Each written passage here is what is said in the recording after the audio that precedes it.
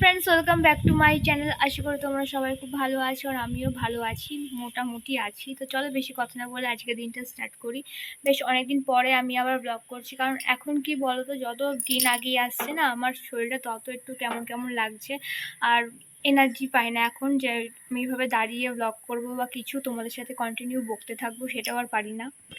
সেই কারণে আমার এখন আর মানে মানে ঠিকঠাকভাবে ব্লগও দেওয়া হচ্ছে না। তো যাই হোক, তো ভাবলাম আজকে একটু তোমাদের সাথে কথা বলে নিই, কারণ সন্তু চলে যাবে কলকাতায়। আবার আবার অনেক দিন হবে না, তো সেই জন্য ভাবলাম যে যখন আজকে ফোনটা হাতেই আছে তো তোমাদের সাথে একটু কথা বলে নিই। তো চলো বেশি কথা না বলে আজকের দিনটা এখান থেকে স্টার্ট করছি, আর দেখতে থাকো সারাদিন কী কী করি। আশা করি তোমাদের ভালো লাগবে, তো স্কিপ না করে দেখতে থাকো। আমাদের এই বাড়িতে অনেক অনুষ্ঠান, আমার 9 মাসের স্বাদ, আর তার আগে হচ্ছে পুচকুর হচ্ছে 1 বছরের জন্মদিন, কারণ ওর অন্নপ্রাশন তো হয়নি ঠিক করে, কারণ আমার বড় মা মারা গেছিলো তোমরা জানোই। তো হচ্ছে সেই জন্য আর অন্নপ্রাশনের অনুষ্ঠানটা জন্মদিনের অনুষ্ঠানটি একসাথেই ঠিকঠাক করে করা হবে। তো আর কদিন পরেই সেটাই হবে, আর পরের মাসে হবে আমার স্বাদ এই বাড়িতে 9 মাসের। এটা নিয়ে বাড়ির সবাই একটু ব্যস্ত আছে, কাল পরশু থেকে হয়তো এই বাড়ির প্যান্ডেল চালু হয়ে যাবে, যেহেতু অনেক লোকের আয়োজন করা হয়েছে। 400 লোকের আয়োজন করা হয়েছে পুচকুর জন্মদিনের জন্য। তো কাল পরশু থেকেই হয়তো প্যান্ডেল করা চালু হয়ে যাবে। এইদিকে দেখো ছোটোটা কি করছে, নিজে টয়লেট করে সেই প্যান্টটা দিয়ে সারা ঘর মুছে বেড়াচ্ছে। ও নতুন শিখেছে, মানে সবাইকে দেখে না, ও টয়লেট করার পর ওর প্যান্টটা খুলে নেয়, তারপরে হচ্ছে ঘর যেখানটায় করো ওখানটায় মুছে নেওয়া হয়। তো ও সেটাই মানে করছে, আর আমরা প্রত্যেকে এটার মজা নিচ্ছি। ও আগের দিন থেকেই দেখছি ছাদে বসে বসে ঘর মোছা শুরু করেছে, বেশ ভালোই লাগছে।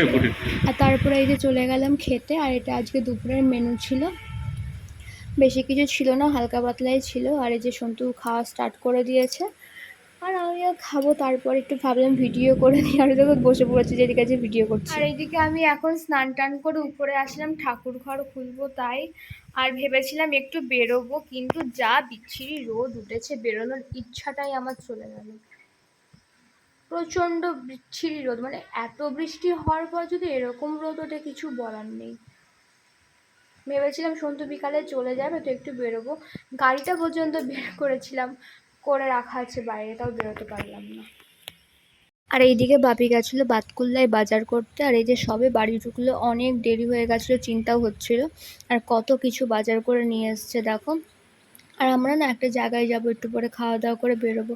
এই জালু পিসির বাড়িতে এসেছি ছোটোটার জন্মদিনে নেমন্ত্রণ করতে, আর ছোটোটা যেহেতু জেগেছিলো ওকেও সাথে করে নিয়ে এসেছি। আর এই পিসিদের বাড়িতে আসতে বেশ ভালোই লাগে, পুরো একদম মানে গ্রামের পরিবেশ। আমাদের বাড়িটা যেরকম জায়গায়, ওর থেকেও বেশি গ্রাম হচ্ছে এই পিসির বাড়ি। পিসির বাড়িতে সব আছে, হাঁস মুরগি থেকে শুরু করে সব আছে, ছাগল টাগল। হাঁসগুলো দেখো কি সুন্দর একসাথে হাঁটছিল, আর সন্তু গিয়ে এদেরকে ভয় দেখাচ্ছিল। এই দেখো বলতে বলতে মুরগিও চলে এসছে। আর এখানে দেখো কি সুন্দর গাছ লাগিয়েছে, আবার প্রজাপতিতে এসে মানে মধু খাচ্ছে, এত ভালো লাগছিল দেখতে। আর এটা ড্যাব ড্যাব করে সব কিছু দেখছিল, হাঁস তো কোনোদিনও দেখেইনি, সেটাও দেখছিল। আর এদিকে বাড়ি এসে চলে গেলাম মিষ্টির দোকানে, কারণ হচ্ছে সিঙ্গারা কিনবো, সিঙ্গারা কেনার জন্য চলে আসলাম মিষ্টির দোকানে। মা বলছিল সিঙ্গারা দিয়ে মুড়ি খাবে, চা খাবে বিকালে, সেই জন্যই আসা হলো।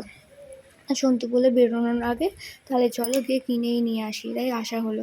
আর এইদিকে দেখো গুলু আবার চলে গেছে কুরকুরে কিনতে। সেদিনকে বিকেলের পরে আমি আর কোনো ভিডিও করিনি, কারণ হচ্ছে সন্তু কলকাতায় চলে গেছিলো, আর আজকে 4 দিন পর আবার আসলো বাড়িতে। আর এর মধ্যে আমার এত শরীর খারাপ কী বলবো, বাধ্য হয়ে আজকে সকালবেলা ডাক্তারের কাছে নাম লিখিয়েই দিলাম। বিকালবেলায় আমি আর মা যাব, সন্তু যেতে পারবে না, কারণ ওকে আবার এখান থেকে আরেকটা জায়গায় যেতে হবে কাজের ব্যাপারে, ওই জন্য ও যেতে পারবে না, ও হয়তো রাত্রে কৃষ্ণনগর ফিরবে। আর আমি হচ্ছে বাপিও আগে চলে যাবে ডাক্তার দেখাতে, বাপির দাঁতে RCT চলছে অনেক দিন ধরে।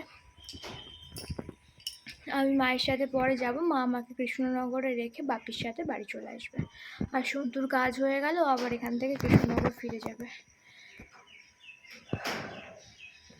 তো তো যাই হোক, এই ব্লগটা আমি আবার আজকে থেকে শুরু করছি। দেখি কতদূর কী কী করতে পারি, যা যা করতে পারবো তোমাদের সাথে শেয়ার করতে থাকবো।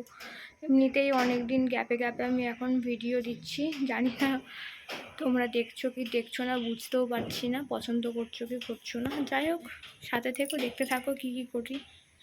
এই কদিন ধরে একভাবে এরকমই হচ্ছে, বাইরে রোদ থেকে জামা কাপড় মেলা হচ্ছে, আর হচ্ছে তারপরে হচ্ছে আবার মেঘ হয়ে যাচ্ছে। তো এখন এই জামা কাপড়গুলো আমি তুলে নেব। মা চলে গেছে স্কুলে, কারণ আজকে শনিবার হাফ বেলা স্কুল হবে। আর বাপি গেছে, একটু বেরিয়েছে, পিসির বাড়ি গেছে নেমন্তন্ন করতে। সেই জন্যই আমাকে এগুলো করতে হচ্ছে, নাহলে আমাকে কিচ্ছু করতে হয় না এই বাড়িতে।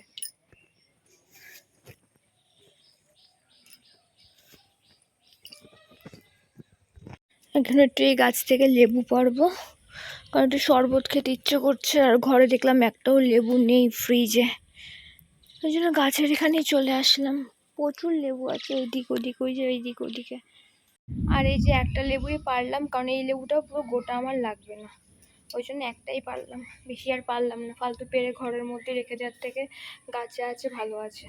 এখানে একদম অল্প করে শরবত করে নিয়েছি, কারণ নর্মাল জলে খাবো তো, মানে গরম গরম ভালো লাগে না। আর এখানে এই যে ড্রাগন ফ্রুট কেটে নিয়েছি, ড্রাগন ফ্রুট খাবো এখন, বেশ ভালো লাগে খেতে আমার। আমি ছাদে বসে বসেই খাচ্ছিলাম, আর এইদিকে বৃষ্টিও চালু হয়ে গেছে। তো জানি না হচ্ছে বিকালে ডাক্তার দেখাতে যেতে পারবো কিনা, সেই রকম বৃষ্টি হলে তো আর যেতেও পারবো না। তো যাই হোক, এই ব্লগটা আর বড় করছি না, এই অবধি রাখছি। যদি তোমাদের ভালো লেগে থাকে লাইক শেয়ার কমেন্ট করো, আর সাবস্ক্রাইব করতে কিন্তু একদমই ভুলো না। তো দেখা হবে কালকে আবার নতুন একটা ফ্রেশ ব্লগ নিয়ে। আজকের মতন টাটা।